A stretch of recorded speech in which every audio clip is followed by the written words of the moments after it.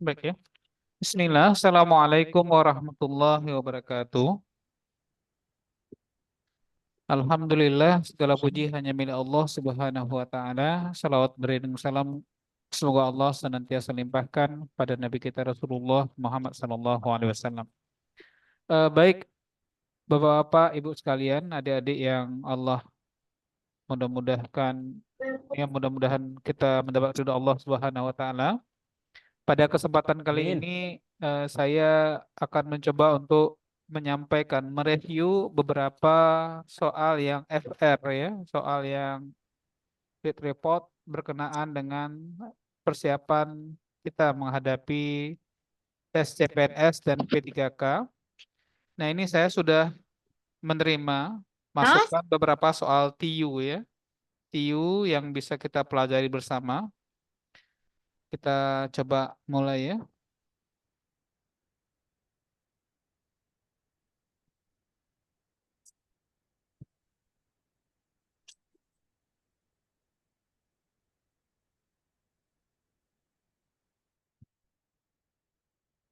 Ini soalnya sudah responding.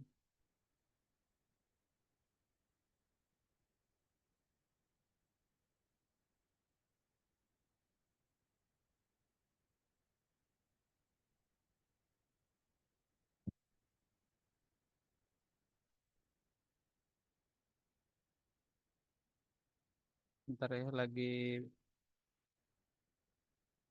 loading ini.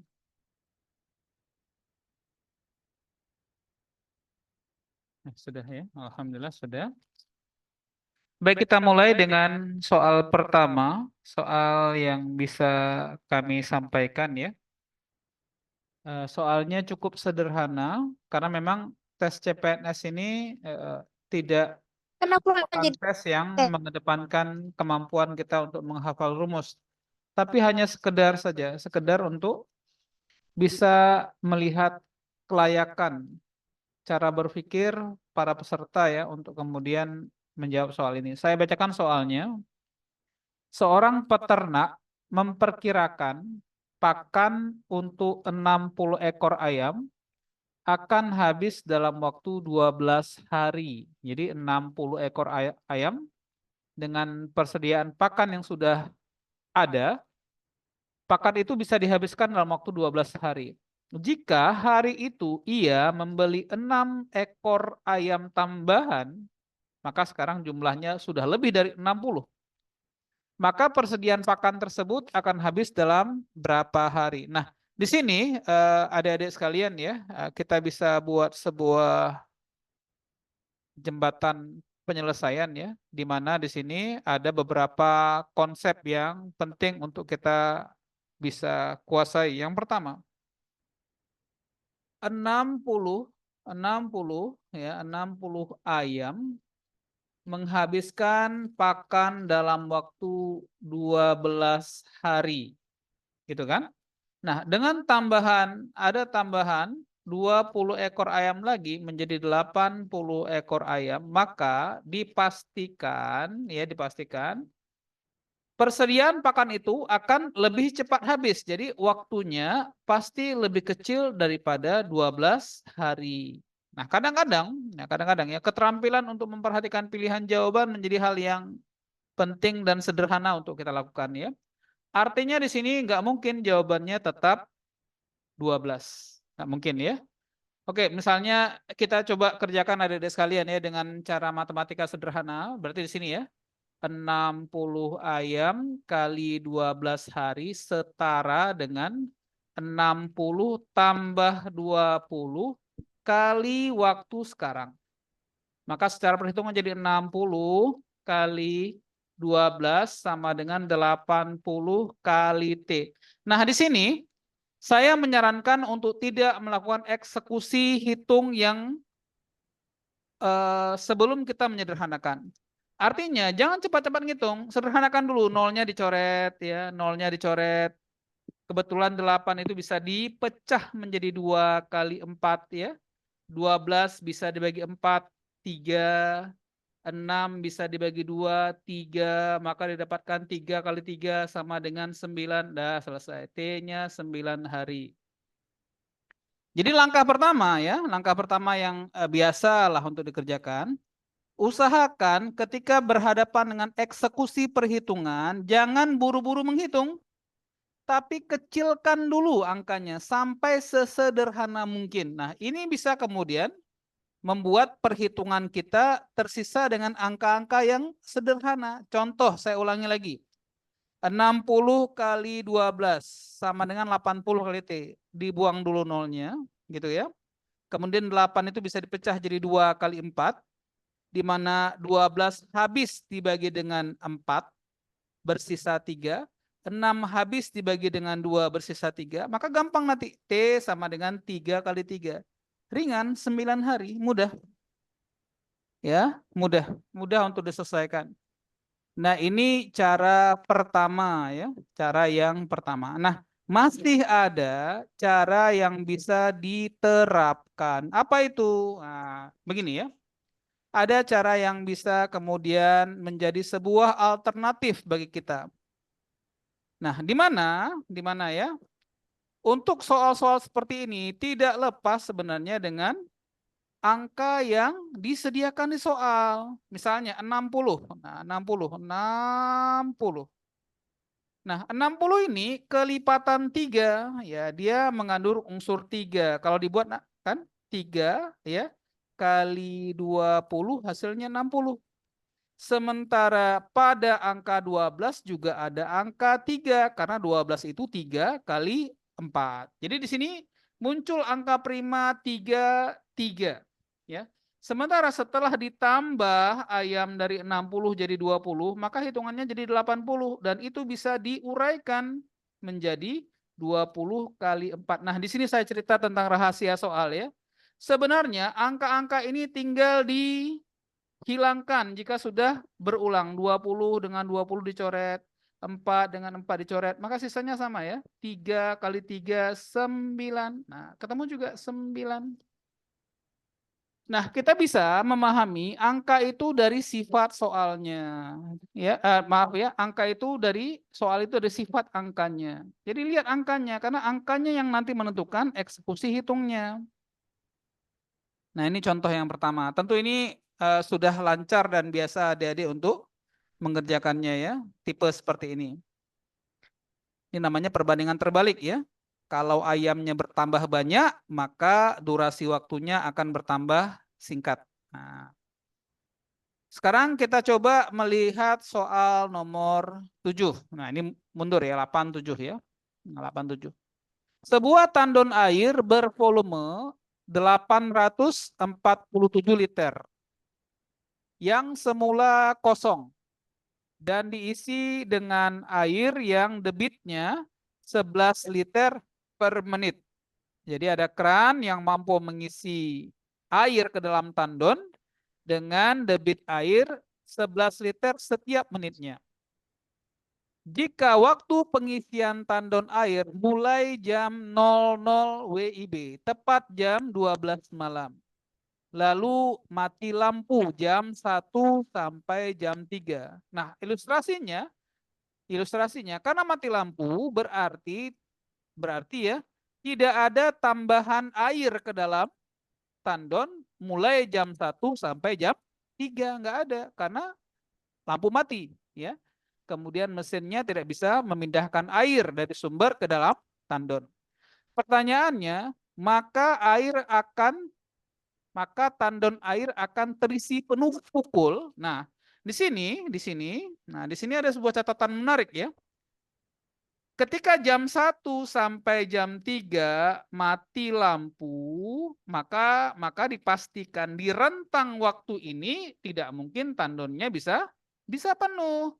Maka jawaban A ini adalah jawaban pelengkap penderita. Ini cuma pelengkap aja nih. Kenapa demikian?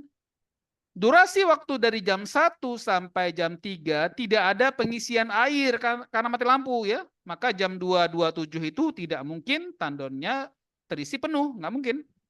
Itu ya. Nah, yang kedua di sini ya. Ada hal yang juga penting tentang rahasia angka 11. Ya, rahasia angka 11. Perkalian dengan angka 11 memiliki sifat-sifat istimewa dan ini adik-adik harus bisa manfaatkan ini ya. Contoh misalnya, kalau bilangan tunggal 6 kali 11, gampang hasilnya double 6, 6, 6. Bagaimana kalau seandainya bilangannya itu sudah 2 digit atau 3 digit? Maka contoh misalnya 35 kali 11 tinggal 3 ratusan, 5 satuan, 3 tambah 5 jadi 8, maka hasilnya 35 kali 11 sama dengan 385. Dengan catatan bilangan tengah, perhatikan ya, bilangan tengah adalah jumlah dari kedua bilangan tepi. Ya. Bilangan tengah adalah jumlah dari kedua bilangan tepi sehingga ada konsep di sini ya. Konsepnya jumlah posisi bilangan ganjil sama dengan jumlah pada posisi bilangan genap. Nah, di sini juga akan lahir sebuah sifat di mana misalnya ada kasus seperti ini misalnya. Bagaimana kalau 78 dikali 11? Nah, coba perhatikan. 78 kali 11. 78. 7 tambah 8, 15. Maka satunya menambah angka 7 yang ada di depan. Maka hasilnya menjadi 8, 5, 8. 858 pun kelipatan 11. Cara mudahnya, tambahkan saja kedua tepi, 8 tambah 8, 16, dikurangi bilangan tengahnya 5. Kalau hasilnya 11, berarti dia kelipatan 11. Nah, apa kesimpulannya mau saya tekankan di sini supaya menjadi sebuah keterampilan yang menarik kepada adik-adik sekalian? Saya ulang ya. Kalau 35 kali 11 sama dengan 385, maka 385 kalau dibagi 11 dengan catatan jumlah kedua tepi adalah tengahnya, langsung kedua tepi adalah nilainya 35. Termasuk 462 dibagi 11 karena 6 adalah 4 tambah 2, maka hasilnya menjadi 42. Nah, bagaimana kalau seandainya tipenya ya seperti yang pola di bawah ini, 78 kali 11. Nah, 78 kali 11, 858 kali 11, catatannya berubah sedikit, 8 tambah 8, 16, kurangi 5, 11, itu juga kelipatan 11, maka hasilnya sama. Angka depannya kurangi 1, dan angka belakangnya tetap. Perhatikan caranya. Angka depannya kurangi 1, angka depannya tetap. Mungkin ada pertanyaan, kenapa saya menekankan masalah ini? Karena kita berhadapan dengan angka yang punya sifat itu. Angka 847. Bukankah 8 ditambah 7? Nah, tepi-tepinya 8 ditambah 7, 15. Dikurangi 4 hasilnya 11. Berarti 847 ini kelipatan 11. Maka dengan mudah 847 dibagi 11, angka depan ratusannya kurangi 1 jadi 7, angka belakangnya tetap 7. Kesimpulannya, tandon air yang bervolume 847 liter ini kalau dialiri air dalam waktu dengan debit air 11 liter per menit, maka dia akan penuh dalam waktu 77 menit. Apa maknanya 77 menit ini? Maknanya penuhnya dalam waktu 1 jam, karena 1 jam 60 menit plus 17 menit. Karena mulai kemudian dinyalakan mesin airnya jam 00, maka 1 jam kemudian jam 01.00 mati lampu. Baru menyala lagi jam 03.00. Maka untuk memenuhkannya butuh tambahan 17 menit lagi. Maka jawabannya, kapan penuhnya? Jam 3 lebih 17 menit. Ya, jam 3 lebih 17 menit. Padahal secara logika juga gampang ini. Bukankah waktu penuhnya tidak sampai 2 jam? Nggak sampai 2 jam. Ya, tidak sampai 2 jam. Karena 847 itu hanya 77 kali 11. Nggak sampai dengan berapa? Nggak sampai 2 jam. Berarti nggak mungkin, ya, tidak mungkin pengerjaannya itu kan jam 00, jam 1 jam. Jam 3 tambah 1 jam, jam 4. Nggak mungkin pekerjaannya itu sampai jam 4 baru selesai. Nggak mungkin. Maka jawaban 4 jam ini ada jawaban yang berlebihan. Kalau 4 jam berlebihan, apalagi 5 jam, apalagi 6 jam. Maka memang pengarahan jawaban untuk soal ini mengarah pada opsi jawaban B. 3 jam 3 17 menit. Kenapa? Karena untuk memenuhkannya, kalau mesinnya hidup non-stop, itu hanya butuh waktu 77 menit. Kurang dari 2 jam. Nah, di sini ada rentang waktu mati lampu jam 1 sampai jam 3. Maka selesainya jam 3 lebih 17 menit. Nah, adik-adik sekalian, sebenarnya kalau kita melihat soal-soal TIU, ya, TIU, saya sangat yakin, ya, kalian bisa jawab. Cuma permasalahannya tidak cukup bisa jawab. Kenapa?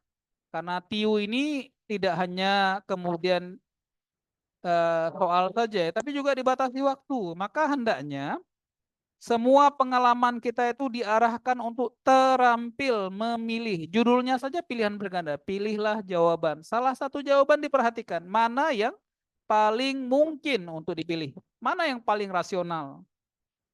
Ya, seperti 2 soal kita yang sudah kita bahas ini, ya, ternyata jawaban yang paling rasional itu mudah untuk diterka, mudah untuk diduga. Maka lakukan perhitungan itu hanya sebagai perkiraan untuk bagaimana kita bisa dekat dengan jawaban yang kita butuhkan.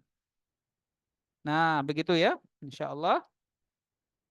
Ada pertanyaan, silahkan.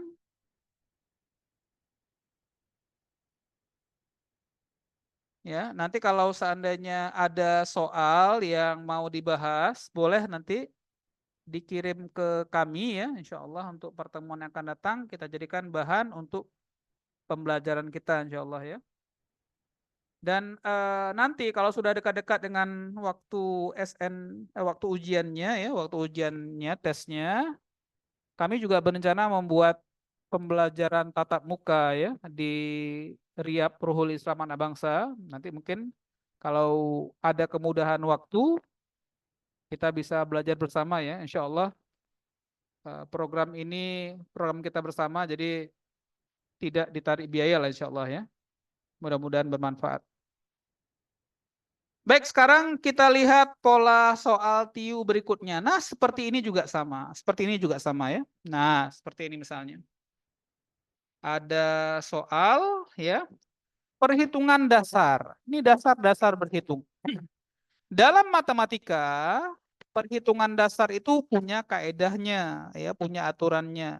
Salah satu aturannya adalah mendahulukan perkalian baru dengan penjumlahan dan pengurangan. Contoh misalnya, kalau ada soal 6 tambah 3 kali 5, maka kali dulu diselesaikan. 3 kali 5, 21, tambah 6, hasilnya 27. Itu yang pertama, ya.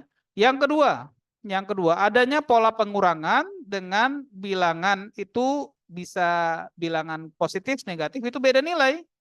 Kalau 6 kurang 2 itu hasilnya 4. Namun kalau 6 kurang min 2 justru hasilnya menjadi 6 tambah 2 hasilnya 8 gitu, ya. Nah, untuk soal kita ini maka kita dahulukan perkalian dulu nih, ini perkalian. Ya, ini perkalian, ya. Min kali min jadi plus, jadi 2 plus 5/3, 5 kali sepertiga, 5/3. 3/4 min 3/4 dengan min 0,25.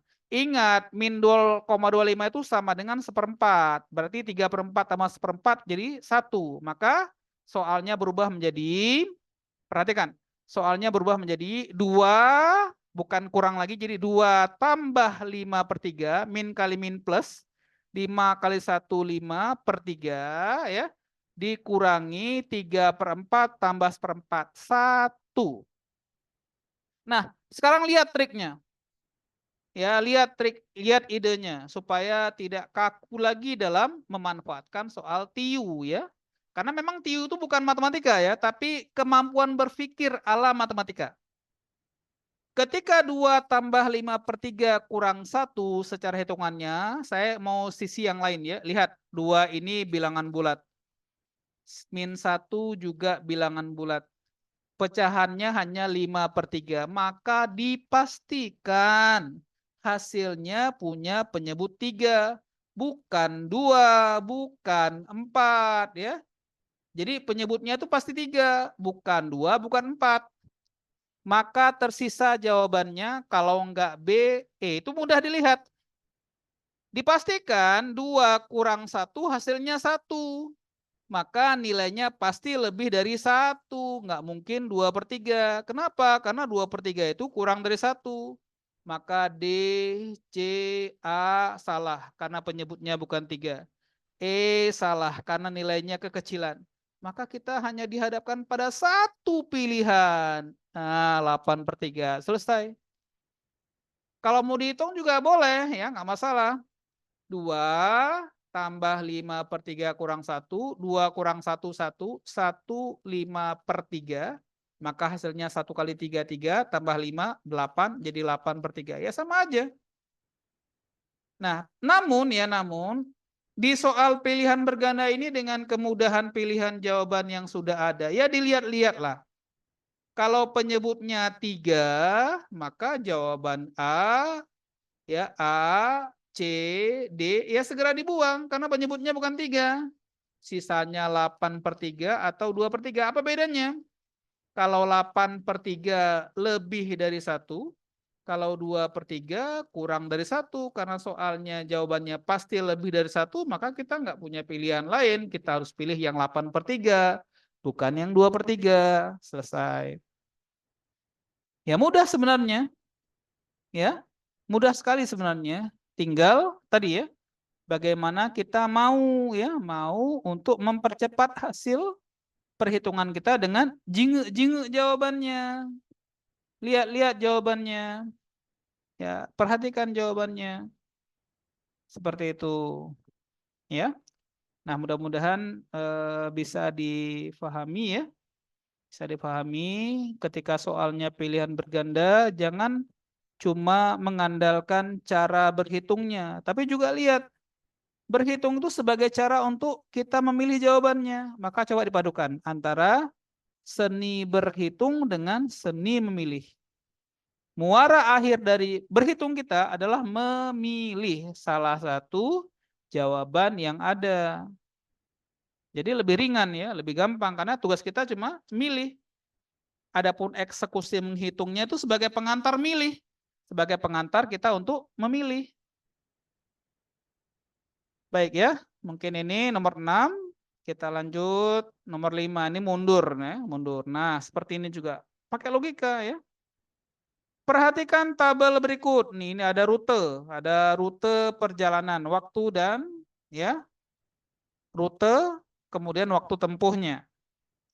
Nah, sekarang fokus ya. Kalau menghadapi tabel, perhatikan ya.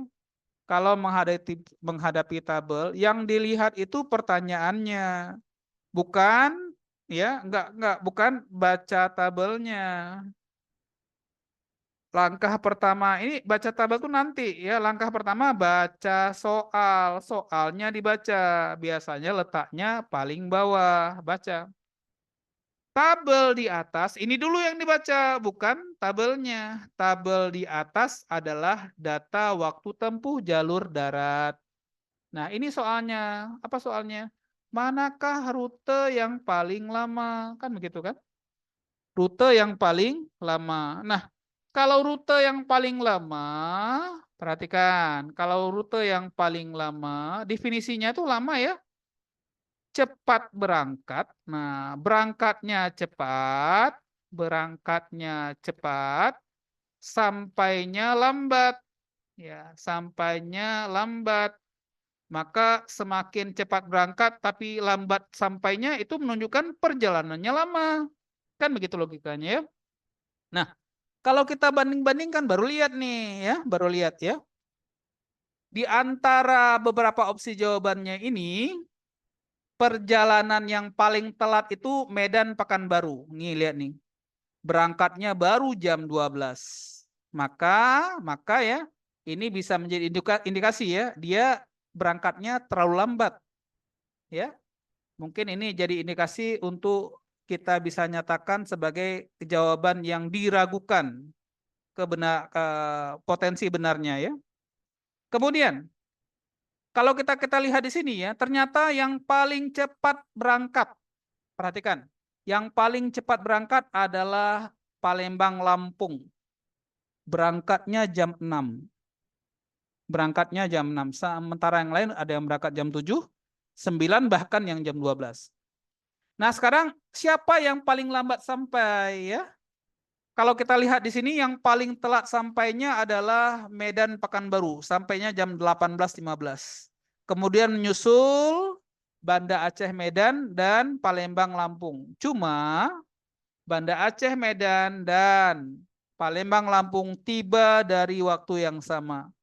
Berangkatnya nggak sama, duluan Palembang Lampung. Ya sudahlah, berarti tanpa dihitung. Nah, tanpa dihitung kita bisa menduga perjalanan terjauh itu Palembang ke Lampung. Udah selesai. Tanpa kemudian dibuktikan. Kenapa? Berangkatnya paling cepat, sampainya masuk kategori paling lama. Maka sangat diduga dia adalah perjalanan yang paling lama. Betul ya, kalau dihitung dari jam 6 sampai jam 17.45 butuh waktu 11 jam ya. 45 menit, hampir 12 jam. Jadi adik-adik sekalian saya sarankan kalau nanti mengerjakan soal, kalau sudah dapat kira-kira saya tahu nih jawabannya Palembang Lampung sudah, nggak perlu dicek, dibuktikan dengan cara dikurangi, nggak perlu ya. Itu buang-buang waktu. Yang penting konsepnya, perjalanan paling lama bisa dilihat berangkatnya paling cepat, sampainya paling lambat. Ya, berangkatnya paling cepat, ya, sampainya paling lambat. Maka logikanya, mana perjalanan yang paling singkat? Yang paling singkat berangkatnya telat, sampainya cepat, gitu kan? Berangkatnya telat, sampainya cepat. Yang mana? Yang ini. Nah, berangkatnya paling cepat sampai jam 12, berangkatnya telat jam 9. Yang lain berangkatnya jam 7, jam 6, dia jam 9. Maka untuk perjalanan yang paling singkat Jakarta-Bandung. Kan mudah jadinya ya. Berapa nilainya? Nggak perlu dihitung. Ya. Berapa nilainya? Nggak perlu dihitung. Yang pokoknya kan intinya bisa jawab soal. Nggak perlu dihitung. Ya. Kalau mau dihitung hanya sebagai pembuktian saja. Tapi tidak merubah jawabannya. Yang terjauh itu, yang terlama itu Palembang Lampung. Sementara yang paling cepat di soal ini ya, yaitu Jakarta Bandung. Ya, Jakarta menuju Bandung. Ya. Kita lanjutkan ya. Ini untuk pertemuan perdana ini kita bicara tentang cara mengerjakan soal. Nah, ini juga ini sama ini. Ini juga cara mengerjakan soal. Saya tidak menyaksikan kemampuan kita dalam menyelesaikan soal ini ya. Min 4, kemudian 4, 6, 9, 14, 16, 20, titik, titik, titik, titik. Saya tidak meragukan ya. Cuma di sini saya punya keinginan untuk sedikit menunjukkan bahwasannya soal barisan ini punya karakter, punya ciri-ciri tertentu. Nah, misalnya ya, ini yang mau saya bahas ya. Ciri-cirinya itu pada polanya.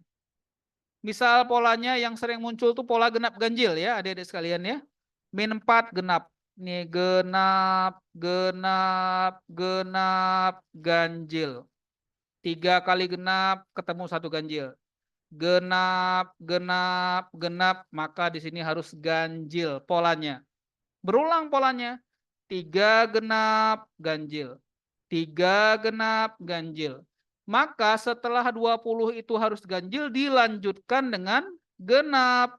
Ganjil genap jawabannya. Maka jawabannya pasti bukan A. Karena 24, 25 terbalik, genap ganjil. Ya.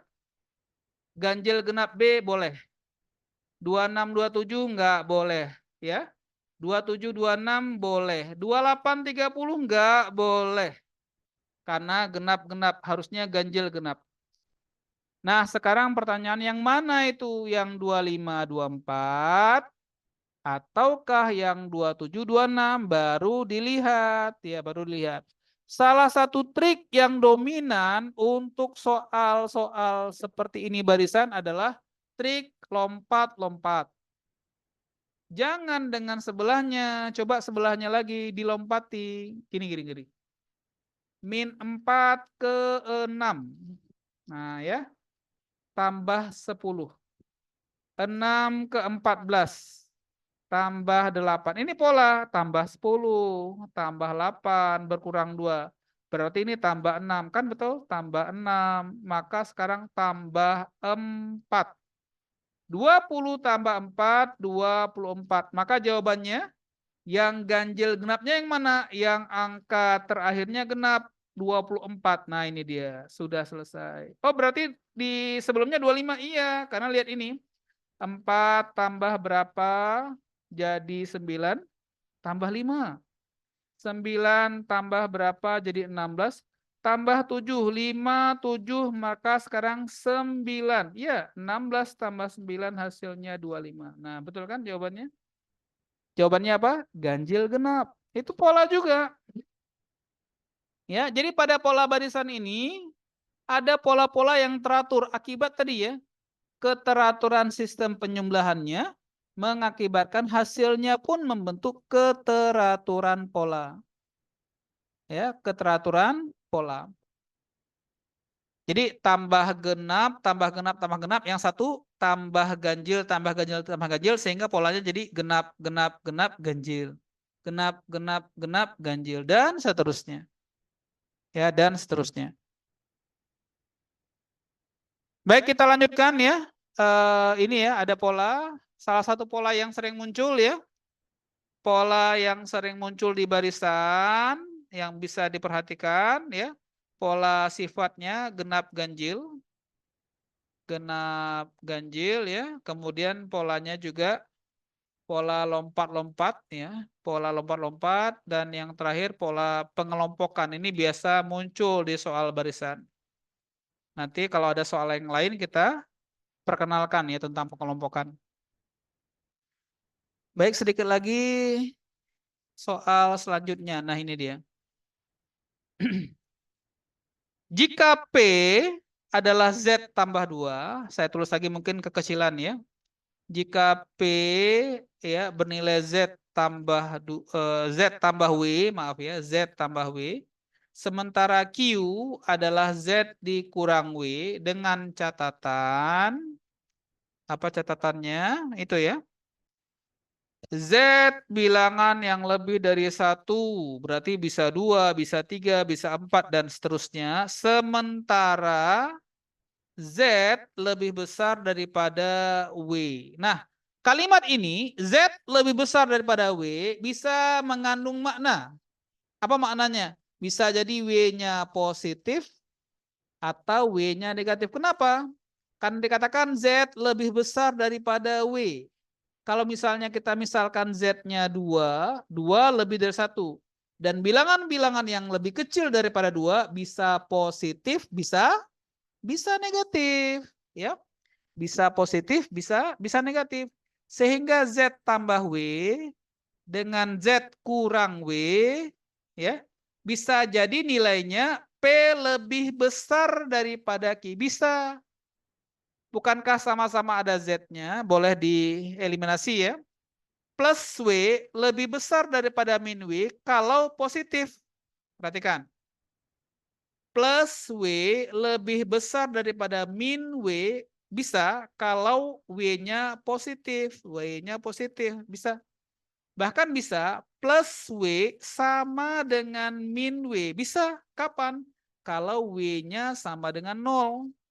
Bahkan bisa plus W lebih kecil daripada min W. Kapan? Kalau W-nya bilangan negatif, kurang dari 0 kayak tadi. Bukankah min 5, min 5 jadi plus 5, malah terbalik. Maka di sini alternatif jawabannya tidak bisa hanya P lebih Q. Karena bisa juga dalam kasus tertentu nilainya P kurang Q. Bahkan bisa sama dengan P sama dengan Q. Maka tiga-tiganya bisa. Jadi Pak, gimana jawaban yang paling bagus? Jawaban yang paling bagus adalah E.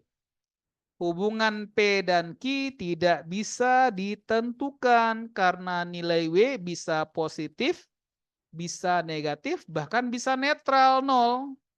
Bisa hasilnya P lebih dari Q kalau positif, bisa P sama dengan Q kalau W-nya 0, bisa P lebih kecil daripada Q. Kapan? Ketika W-nya negatif. Maka jawaban yang paling tepat bukan A, bukan B, bukan C, tapi E. Hubungan P dan Q tidak dapat dipastikan. Tidak dapat ditentukan. Terkadang lebih besar P, terkadang lebih kecil P, terkadang P dan Q sama. Nah, demikian ya. Alhamdulillah ya kita sudah bahas beberapa soal karena keterbatasan waktu ya. Mudah-mudahan untuk beberapa soal ini bisa menjadi pelajaran yang berharga ya. Untuk soal berikutnya silahkan di-share ke saya ya. Di-share ke saya.